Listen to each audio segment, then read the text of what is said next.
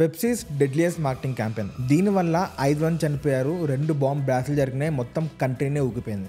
1992లో Pepsi Philippines కంట్రీలో కొత్తగా వచ్చింది. అది దాని మార్కెట్ పెంచుకోవడానికి పెప్సీ నెంబర్ ఫీవర్ అని చెప్పి ఒక మార్కెటింగ్ క్యాంపెయిన్ లాంచ్ చేసింది. ఈ క్యాంపెయిన్ లో పెప్సీ బాటిల్ క్యాప్స్ వెనకాల 3 నెంబర్స్ ఉంటాయి. ఎవ్రీ నైట్ 2 నెంబర్స్ అనౌన్స్ చేస్తారు. 2 విన్నర్స్ కి, గెలిచిన వాళ్ళకి ఆల్మోస్ట్ 15 lakhs ప్రైజ్ అమౌంట్ వస్తుంది అనమాట. 15 lakhs అనేది చాలా పెద్ద అమౌంట్ ఫిలిప్పీన్స్ కి, ఎస్పెషల్లీ 1992లో. సో దీంతో చాలా మంది పెప్సీ కొనడం ఆబ్వియస్లీ స్టార్ట్ చేశారు. కొంతమంది ఇంకా చెత్తబుట్టల్లో కూడా పెప్సీ క్యాప్లు దొరుకుతాయని చెప్పి ఎదగడం కూడా స్టార్ట్ చేశారు. ఇది ఎంత వైరల్ ఏంటంటే ఫిలిప్పీన్స్ లో సగం కంట్రీ మొత్తం దీనిలో పార్టిసిపేట్ చేస్తుంది. It become a natural phenomenon. అప్పుడే ఒక పెద్ద డిజాస్టర్ వచ్చింది. ఒక రోజు పెప్సీ 3499 నెంబర్ ని అనౌన్స్ చేసింది యాజ్ అ లక్కీ విన్నర్. ఈ నెంబర్ అనౌన్స్ అయిన తర్వాత కంట్రీని చాలా సెలబ్రేట్ చేసుకుంది. ఎందుకంటే మొత్తం 8 lakh పీపుల్ దగ్గర ఈ 349 బాటిల్ క్యాప్స్ ఉన్నాయి. దీంతో పెప్సీ ఎంత పెద్ద తప్పు చేసిందో రియలైజ్ అయ్యింది. కానీ the matter is too late. చాలా మంది డిమాండ్ చేస్తున్నారు వాళ్ళ ఫుల్ అమౌంట్ కి. ఇంకా పెప్సీ జస్ట్ ఒక 750 రూపీస్ ఇస్తాం మీకు అని కొంతమందికి చెప్తే కొంతమంది యాక్సెప్ట్ చేస్తారు, కానీ అందరు యాక్సెప్ట్ చేయలేదు. 349 అలయన్స్ అని చెప్పి ప్రొటెస్టులు,